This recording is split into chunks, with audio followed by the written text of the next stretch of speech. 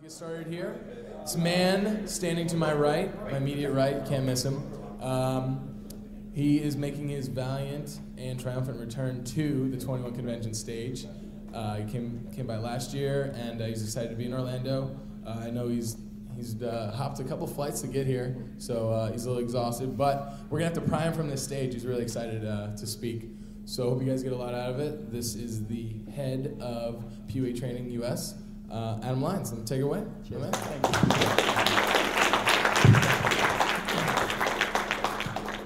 All right, guys. So here we are, back in Orlando. I've got a whole bunch of stuff that I want to talk to you guys about today. Some are just my basic observations. Some of it, I found, I don't know if you guys agree with me, but I do a lot of these talks, right? I travel around the world and I go to all these different public speaking summits, and people talk a lot of fluff, don't they? Like, it's something that I've noticed. Like, you'll sit there listening to someone chat for an hour, and the actual content that you can pull away that's useful for you is pretty much useless, right? And there's a reason for that, I'm sure of it, and I'm sure that reason is they're going to sell you a great product at the end of it that's going to have all of that great information in that they kind of hinted about. So I want to, fuck everybody up by changing that. And what I'm going to do is I'm going to give you guys two very specific topics, and I'm going to try and teach them in their entirety. I don't plan on selling you guys anything, but what I do want to do is give you a whole bunch of free stuff on top of the two lessons. So the only website that I want you to take note of, as I like to write down, is www.puatraining.com/under21. I spoke to Gambler in the UK, and I've got them to give away a whole bunch of their really expensive paid material for you guys. You can just go on there, and that will be unique for you. Nobody else on the website knows about it. It's only for the people in this room. You can get all that stuff for free. And that's specifically for the under 21 guys. And then, like I said, during the talk, I want to take you guys through two topics that I'm kind of in love with at the moment, that I want to teach. And the first of these topics is the one I'm going to start with, which is closing. Now, there is a massive problem in this community, right? And I noticed it a couple of years ago. And the problem that I had a couple of years ago was that dudes didn't hang around with girls. They just hung around with other guys. I came out and I said it. I stood on stage. I'd been in the community for a while. No one knew who I was. Some idiot gave me a microphone and let me speak on stage. And as soon as I went up there, I went, you guys are all fools. None of you hang around with girls. You go out with guys and speak to guys, but none of you hang around with girls. And since being in the community, the more I've looked at it, the more I've analyzed it, I've realized there is a new problem. Serial openers. Guys that run around opening, right? Now, I mean this in the nicest way. I really don't want to pick on somebody because he seems like a genuine guy, but there was a minute before I came up, the guy that's emceeing said, has anyone got any great stories that happened last night? And this guy goes, yeah, this opener I used. And he told this story of this opener. And it was a funny opener. He's like, put his hand over it, that was me. It was like, who lies more, a fish or a chicken? And it's funny, okay, I get it. But that was the end of the story. He opened. And I see it. I go to these venues. And I see these pooers running around, opening people. And they're so serious about it. Dude, I got a guy emailed me. I beat my level. I opened 1,000 sets last week. Like, you opened 1,000... You irritated 1,000 women. That's what you did. You went up to them and you spoke at them for a while and then you left. Like, they're so concerned with how many they open. I had people email me.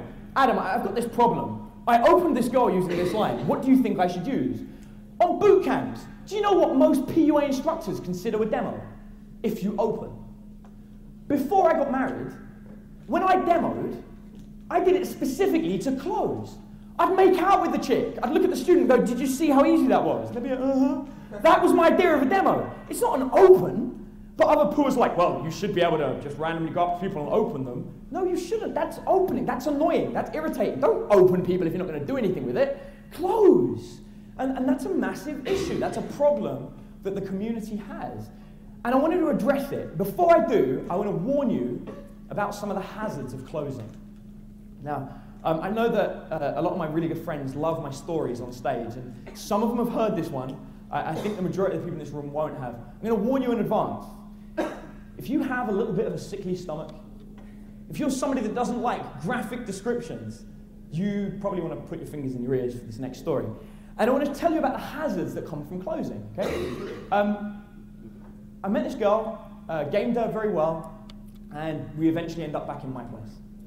Now, there are a number of little, what I love is how all different events come together to cause problems. I don't know if you guys know this. You go, oh, I'll just do that, that doesn't matter, and oh, I've got that going on. But when they come together, everything falls apart.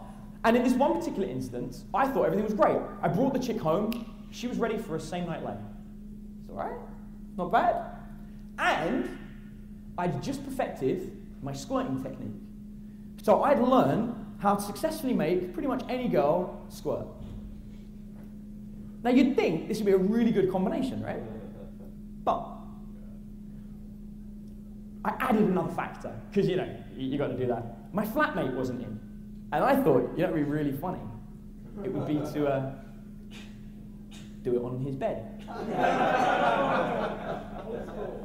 So, not that my bed was full, my bed was empty, I just, wanted to do it on his. If he is watching the video, Amog Scott, I love you very much. Although he doesn't know this happened, as you're about to find out. So, she's lying on the bed, and normally when a girl's squirting, I get them lying on their back, right? But I thought, again, I'll add someone else's mix. Let's get on all fours. Why not? All fours squirting, it sounds like fun. What I'd effectively created, without knowing it, was some kind of rudimentary projectile device. Because she's on all fours, right? With her ass up in the air. And so I'm going at it.